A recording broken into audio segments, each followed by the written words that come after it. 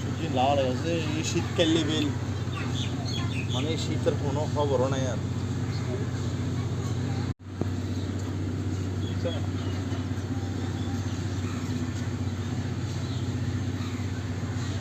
সবজি লাল হয়ে গেছে এই শীতকাল লেভেল, মানে শীতের কোনো খবরও নাই আর।